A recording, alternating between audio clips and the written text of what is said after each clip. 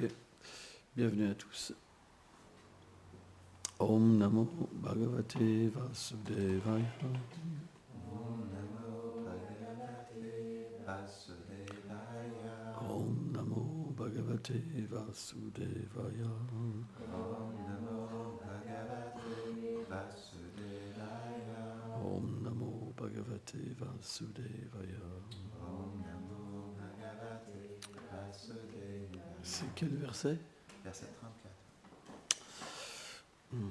Tena Sambrita Sambharo Tena Sambrita Sambharo Dharma Putro Yudhishthira Dhamma Putro Yudhishthira Vajimedestri Bibito Vajmedestri Vito Yagya Samachachatarim.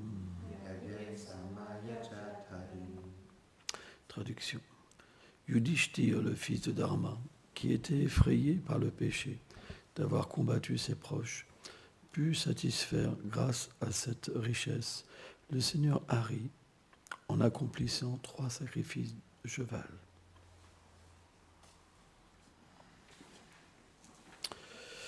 Je vais lire le verset suivant, 35-36. Puisque le but de la vie de Yudhishthira était de se concilier les faveurs de Shri Krishna, il désira sa présence et sa guidance. Par conséquent, Shri Krishna se fit présent et rendit le roi capable d'accomplir le sacrifice par des brahmanas experts. Ensuite, pour leur plaisir, il resta sur place pendant quelques mois avec les Pandavas, puis il prit congé du roi, de Draupadi et des autres, au Sonaka. Il partit pour Dwarka, accompagné par Arjuna et les Yadus.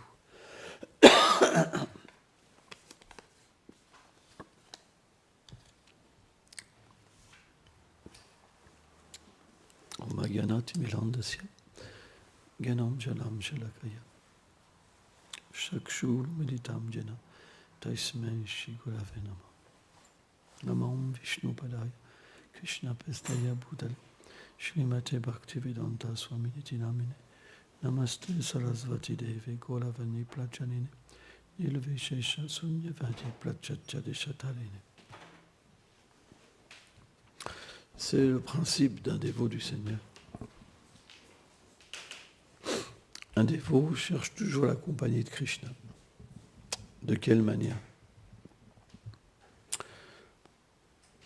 Dans le fait d'être sur un lieu où Krishna est présent. Là où les Vaishnavas parlent de Krishna. Là où on peut manger son prasad. Là où on peut chanter. Partout où les gloires du Seigneur sont présentes sous différentes formes. C'est ça qu'on reconnaît un dévot. Un dévot n'est jamais dans une forêt, un lieu de vertu, ou dans un lieu de passion, dans des bars, dans des restaurants, dans des discothèques. Il est là où Krishna est présent. Alors bien sûr, un pur dévot a Krishna dans son cœur. Partout où il est, Krishna est avec lui. Mais ça n'empêche que même si Krishna est dans son cœur, il aime être là où Krishna aussi est présent. C'est un principe.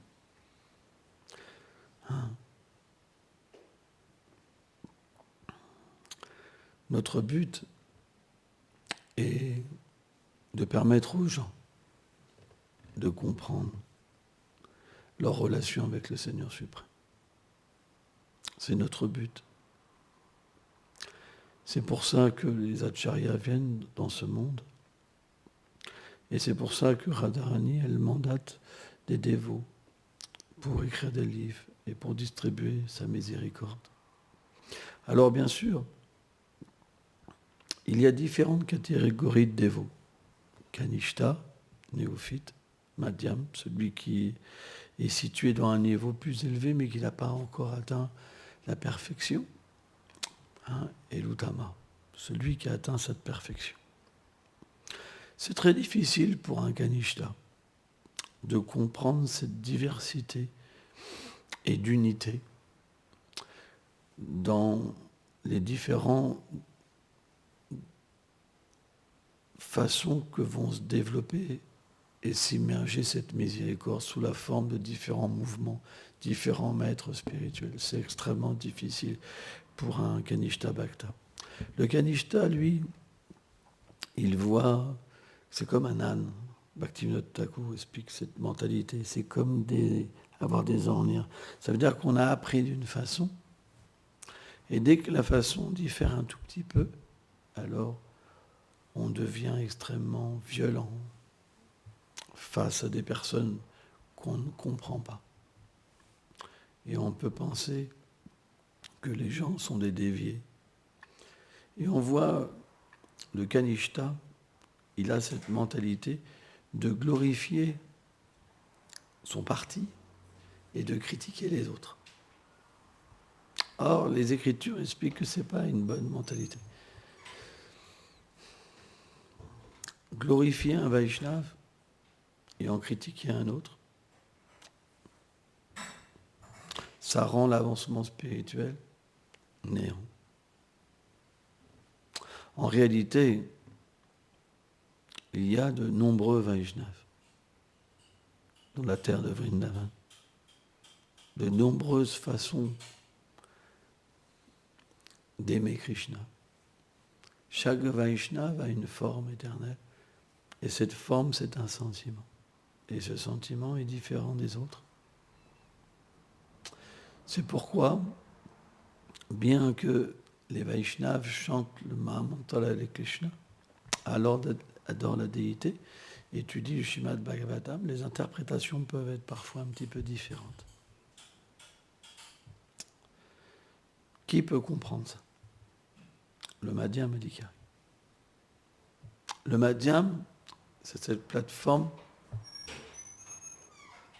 où Krishna donne l'intelligence à son dévot,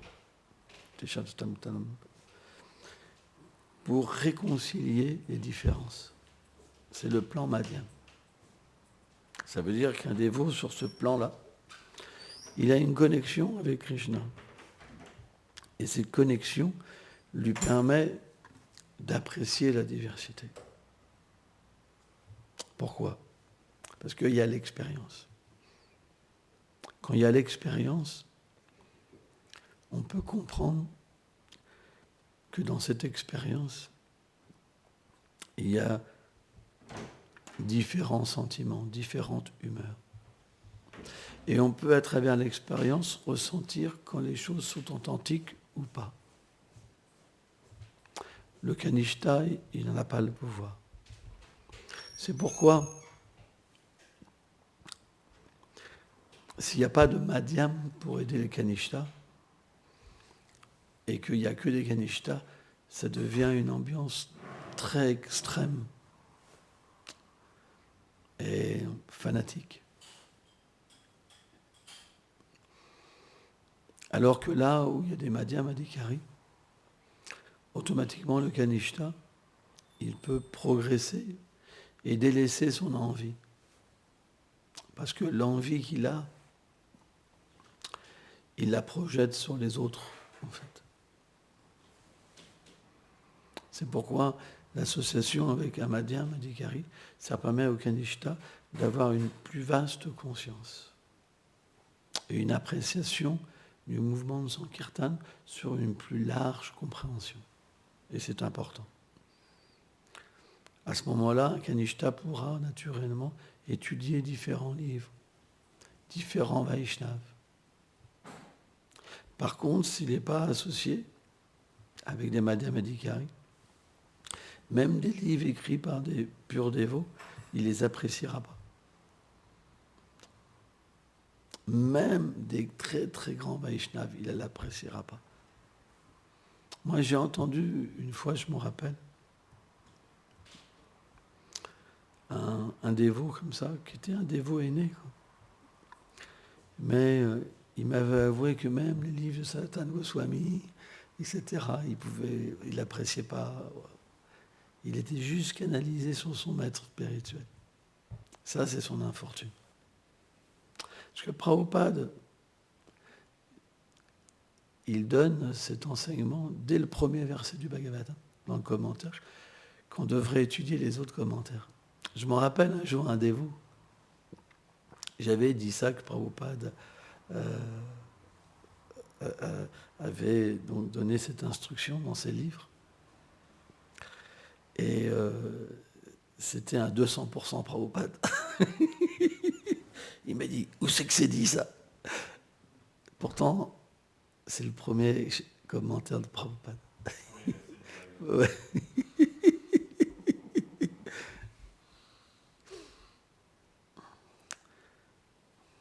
En fait, le fanatisme cache une petite dévotion. Le fait de ne pas avoir l'expérience et de ne pas découvrir le monde Vaishnava. Le monde Vaishnava, c'est un monde très vaste. C'est un monde où il y a une diversité très grande et absolue. Mais lorsqu'on débute dans la dévotion, on ne comprend pas grand-chose. Et la seule chose qu'on a pour pouvoir rester un dévot, c'est cette rigidité, de voir les fautes chez les autres. Je me rappelle d'un dévot qui avait fait une petite BD, et c'était 2 brahmacharis qui étaient sur la plage, et tu avais une Mataji en train de se faire bronzer. Et le dévot fanatique, il disait, regarde, ils sont dans Maya, et puis il y avait une bulle où il se voyait à côté d'elle.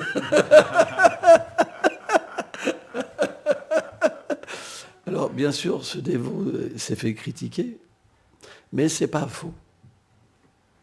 Parce qu'en fait, le fanatisme, ça marche comment? Les problèmes que vous avez à l'intérieur, vous luttez avec de la haine.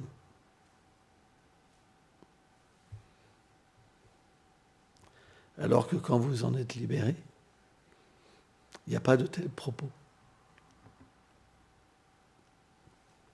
C'est normal. Donc, on doit véritablement, si on a cette mentalité d'âne, se faire aider par des dévots qui sont plus avancés. Alors bien sûr, le problème du Kanishta Bhakta, c'est qu'il pense souvent qu'il est très avancé. Il est envieux des dévots plus avancés. C'est un problème. Il n'y a que s'il a une bonne fortune qui peut se faire aider. Sans ça, c'est impossible. C'est impossible. Mais on ne doit pas rester sur cette plateforme. On doit prier la miséricorde de nos maîtres spirituels. La miséricorde de Nityananda Prabhu, de devenir humble. Nitai et Baladev Prabhu. Baladev Prabhu est la première émanation du Seigneur Krishna. C'est son double. Il est Sevaka Bhagavan. Ça veut dire qu'il est dans une humeur de service. En fait, il manifeste, selon chez la Bhaktivinoda Thakur, dans le Javadharma, tous les associés du Seigneur dans le monde transcendantal. À Golok Vrindavan, avec Kunta, c'est lui qui manifeste tous les associés du Seigneur. Krishna Kaviraj Goswami dit, il manifeste même le trône, les sandales, tout. La demeure du Seigneur, tout, sa couche, tout. Il devient même sa couche, en tant que Shesha.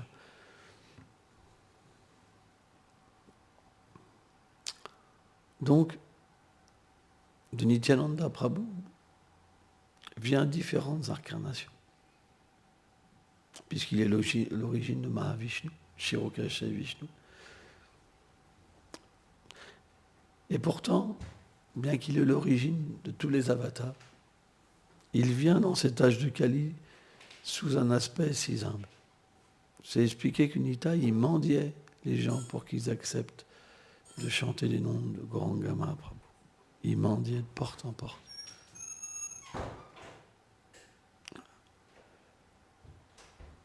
Chaitanya Mahaprabhu va donner cet ordre. Qui que vous voyez, dites-lui d'adorer Krishna, de chanter Krishna, d'apprendre à servir Krishna. Et Nitai, donc, exécuter les instructions de Chaitanya Mahaprabhu. Et on voit, dans l'histoire avec Jagannatha Madai, Nitya était tellement humble. Tellement humble. Donc s'il n'y a pas cette humilité, il n'y a pas de connexion. La connexion, elle vient de l'humilité. L'humilité, ça veut dire que vous entendez. L'humilité, ça veut dire que vous voyez. Que vous pouvez ressentir, toucher le Seigneur. Sans humilité, il n'y a pas l'expérience. Et s'il n'y a pas d'expérience, il n'y a pas d'amour. S'il n'y a pas d'amour, qu'est-ce qu'il y a dans notre cœur? La haine. Parce que quand il n'y a pas d'amour, il y a la frustration. Et quand il y a la frustration, ça engendre la colère. Et l'oubli de notre réalité. C'est pourquoi on doit prier pour se faire aider. Si on n'a pas d'aide, qu'est-ce qu'on va devenir?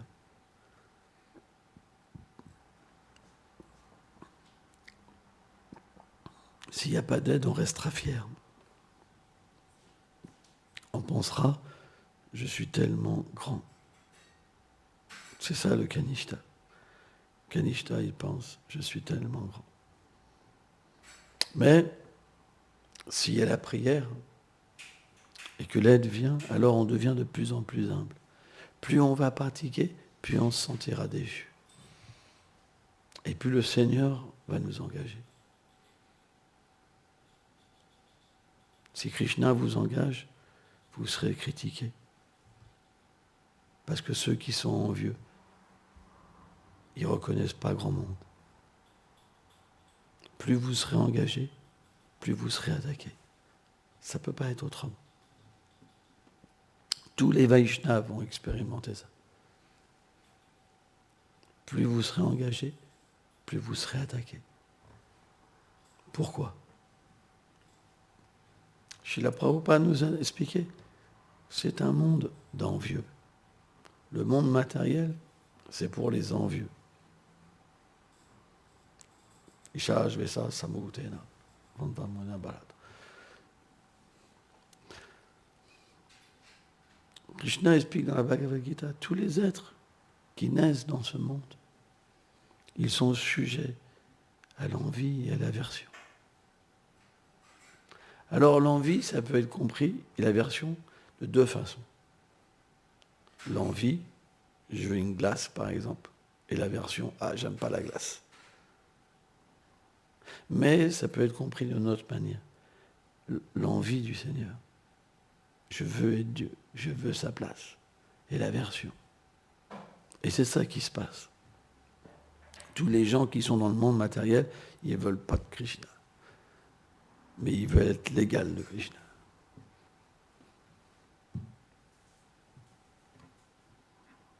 C'est pourquoi, tant qu'on n'est pas purifié de cette envie, et qu'on n'est pas au moins au niveau Madhyamadikari, qu'on n'a plus de désir matériel, alors on est sujet à cette envie. Bien qu'on ait un dévot du Seigneur, on s'identifie quand même comme un des dévots du Seigneur, à Kanishta Bhakta, on est envieux des dévots du Seigneur. C'est ce que les Vaishnavas expliquent. C'est pourquoi, comme il y a beaucoup de Kanishta Bhakta, c'est un grand pourcentage. Peut-être 98%.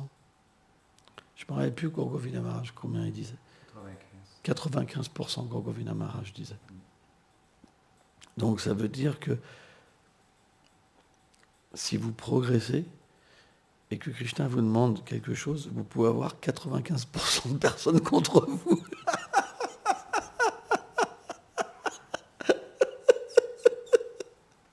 vous rendez compte?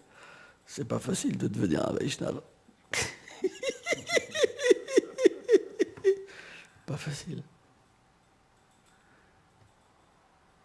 On peut tellement s'acharner sur quelqu'un.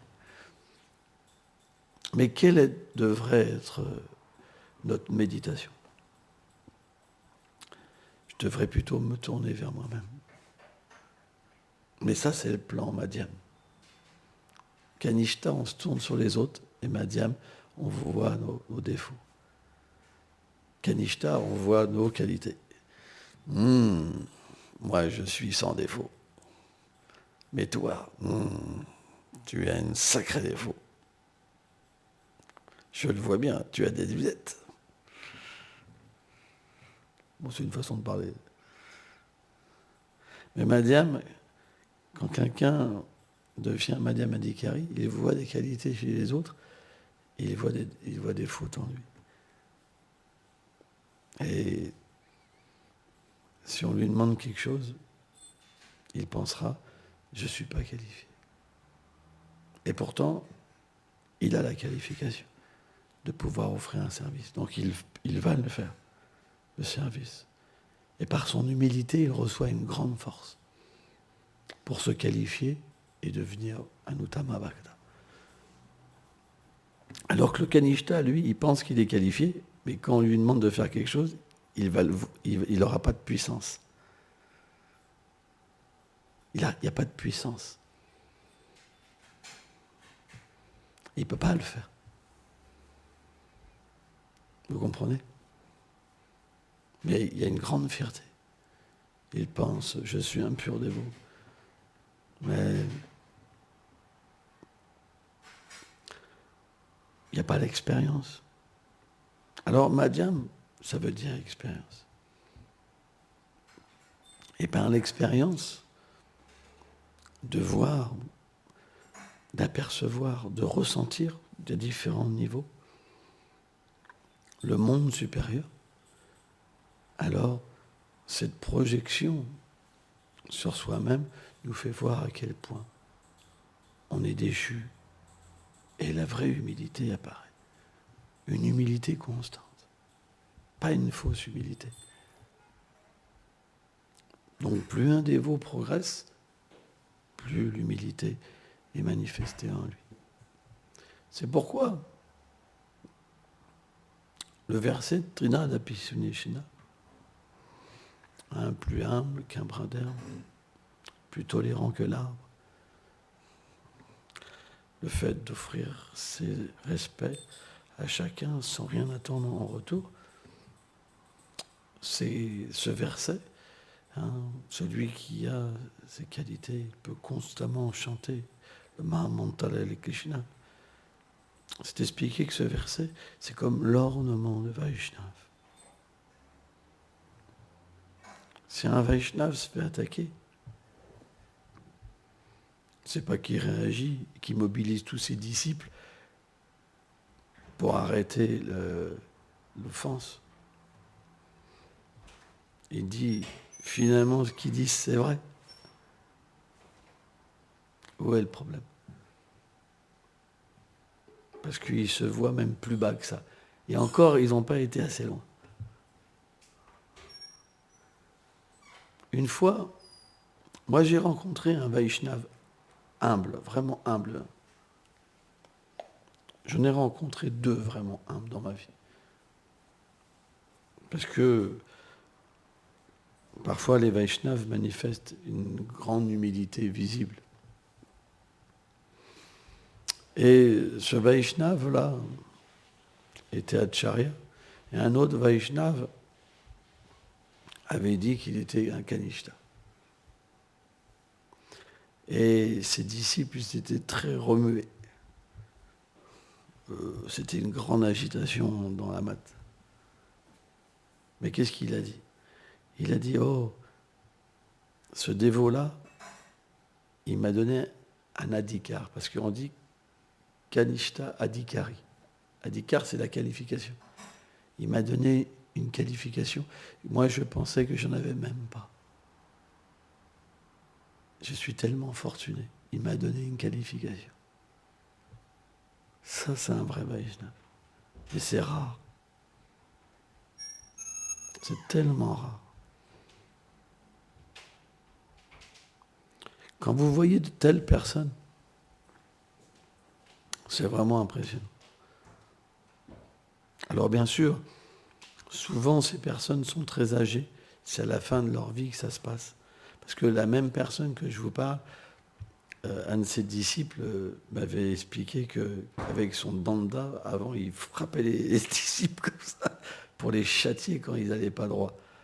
Et il m'a dit, en fait, quand il est devenu très vieux, il est devenu très humble.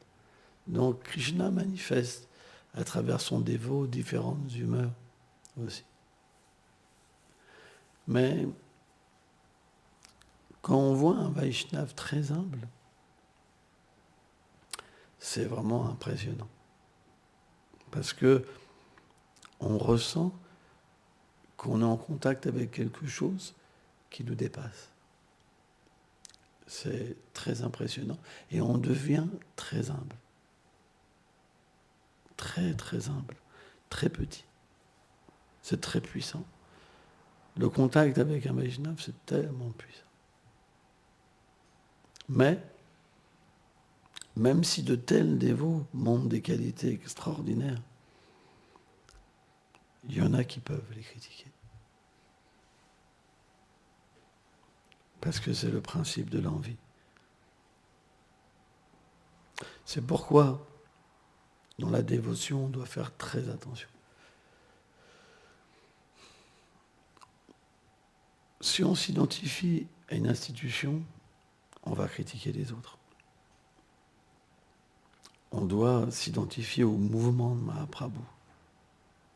On appartient au mouvement de Mahaprabhu, pas à une institution qui représente une branche du mouvement de Mahaprabhu. Parce que l'institution, elle ne peut pas tout représenter.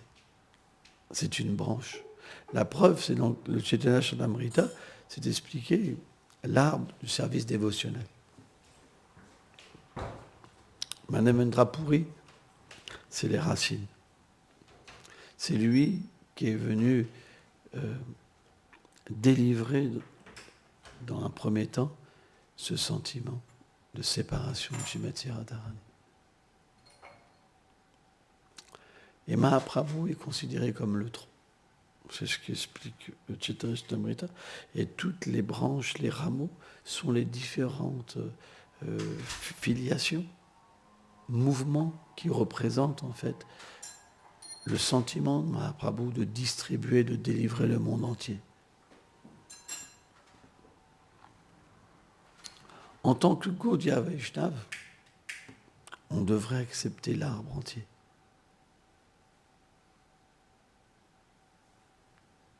Et pas penser que notre petite brindille, toute petite par rapport à l'arbre, est la seule vérité absolue.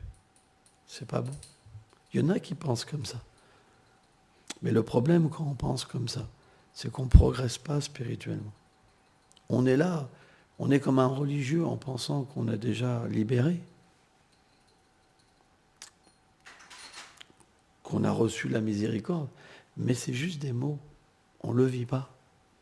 Si on ne le vit pas, c'est qu'il y a un problème.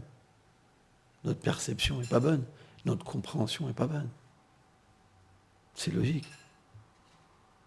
C'est pour ça qu'on doit prendre la miséricorde de dévots qui ont une compréhension plus profonde et plus large pour nous permettre d'avoir l'expérience et d'avoir une bonne compréhension.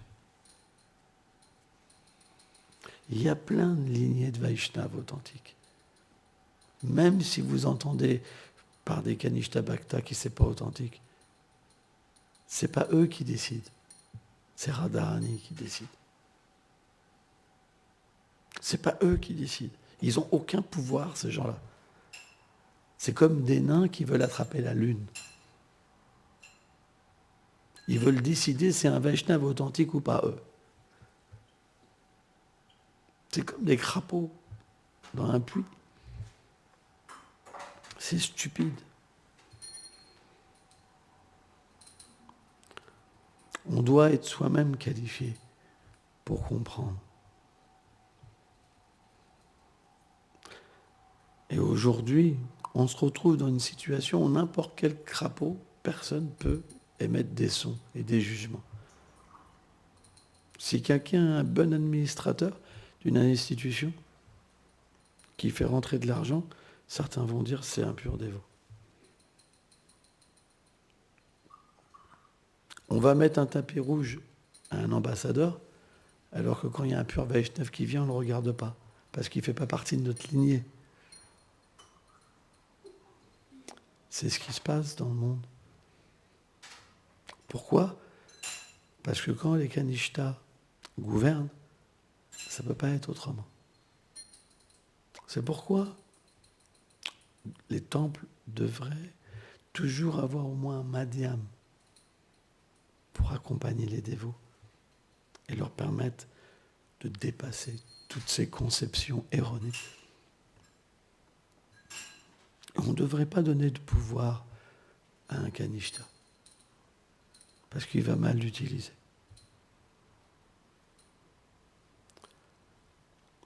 On devrait faire attention.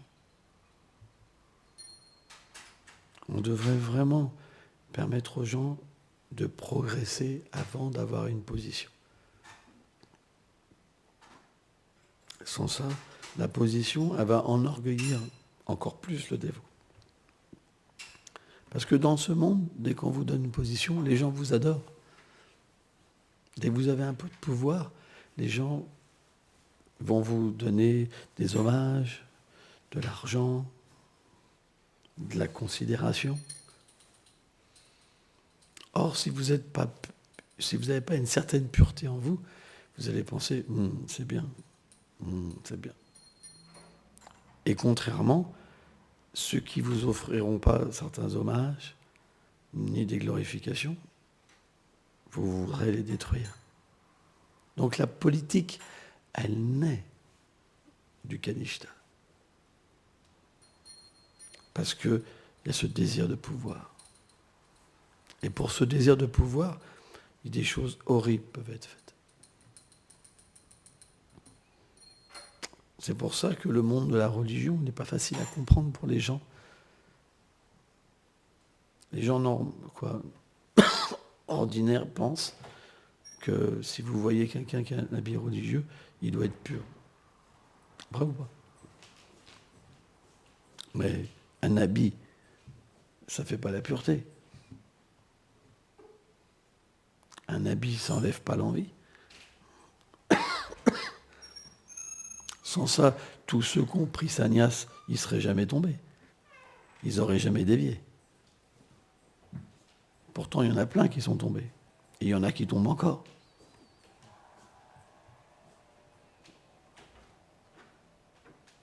Donc, ce n'est pas si simple. C'est pourquoi, avec l'avancement spirituel, notre façon de voir les choses évoluera naturellement. Au début, on n'a pas le choix. Même si vous avez une qualification des vies passées, vous vous retrouvez avec des dévots qui pensent d'une certaine manière. Si vous ne pensez pas comme eux, vous serez rejeté. Vous n'avez pas le choix. Mais à un moment, avec la maturité, vous pouvez avoir le choix et penser par l'expérience, par votre expérience. Pour ça, il faut bien chanter. Il faut avoir un chant dénué d'offense. Quand l'expérience vient du nom et que le nom vous transporte sur un plan supérieur, à ce moment-là, vous pouvez comprendre. Ce que j'ai entendu avant, ce n'était pas vrai. Parce que ça n'existe pas là-haut. Vous pouvez comprendre que ces personnes sont mal situées. Ce n'est pas que vous les jugez, mais vous comprenez. C'est une expérience. Comment pourrait-il comprendre même le sens de la Bhagavad Gita et du Srimad Bhagavatam sans l'expérience ? Ça reste des mots.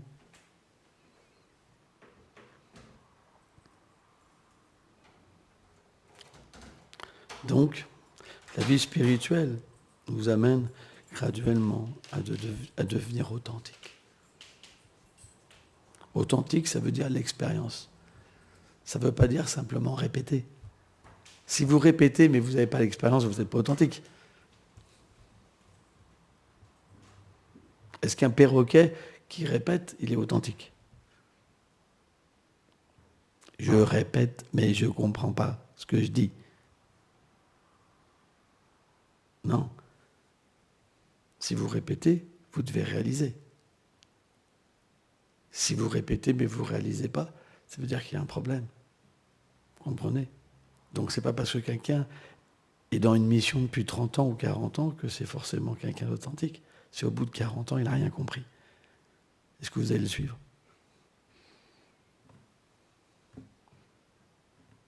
Et pourtant, quand vous débutez, si on vous présente quelqu'un que ça fait 40 ans, vous dites, oh là, vous comprenez? Mais quelqu'un peut être là depuis 6 mois et être 10 000 fois plus avancé, parce que dans ses vies passées, c'était déjà qualifié. Donc la dévotion, ça se comprend graduellement, à travers la bonne association, à travers une véritable étude et un véritable chant. Et après, on arrête de croire en toute chose. On est dans l'expérience. Et c'est ça qui est important. Madhyam, le plan Madhyam. Le plan de la vie intérieure. Ça commence, la vie intérieure commence. Et la vie intérieure s'allie avec la vie externe. Chaitya Guru dans le cœur unifie les deux.